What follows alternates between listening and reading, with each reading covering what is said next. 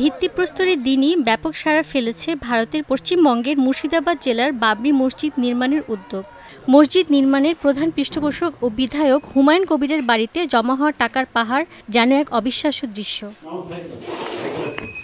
একে একে 11টি ট্রাঙ্ক ভর্তি টাকা, আর তার পাশেই বসে থাকা 30 জন কর্মী। কেউ ট্রাঙ্ক খুলতে ব্যস্ত, কেউ বা আবার মনোযোগ দিয়ে গুনছে টাকা।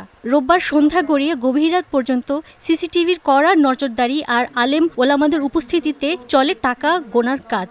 60টি ট্রাঙ্কে পাওয়া গেছে মোট 38 লাখ টাকা। এছাড়া ডিজিটাল পেমেন্ট সিস্টেমে জমা হয়েছে 1 কোটি টাকা। এসব অর্থ পশ্চিমবঙ্গ ইসলামিক ফাউন্ডেশন অফ ইন্ডিয়ার অধীনে জমা থাকবে বলে জানা গেছে। বাবরি মসজিদ পুনর্নির্মাণের এই উদ্যোগ শুধু পশ্চিমবঙ্গের মাটিতে সীমাবদ্ধ নয়, বীরভূম ও মালদা জেলাতেও বাবরি মসজিদ নির্মাণের অনুরোধ এসেছে বলে দাবি করেছে হুমায়ুন।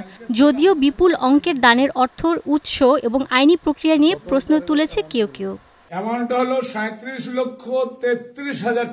গত শনিবার 6 ডিসেম্বর বাবরি মসজিদ ধ্বংসের দিনই মুর্শিদাবাদের আবারও নতুন এক আশার প্রদীপ জ্বালিয়েছিলেন হুমায়ুন কবির। নিজের হাতে একটি ইট নিয়ে সেখানে উপস্থিত হন, শুধু এই বিশ্বাস নিয়ে বাবরি মসজিদ আবারও দাঁড়াবে।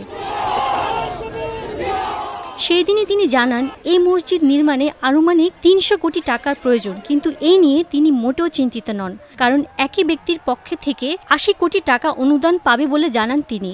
এছাড়া মসজিদ নির্মাণে 2 দিনের অনুদান হিসাবে পাওয়া গেল 15 লাখ ইট। রাহনুমানুর, স্টার নিউজ।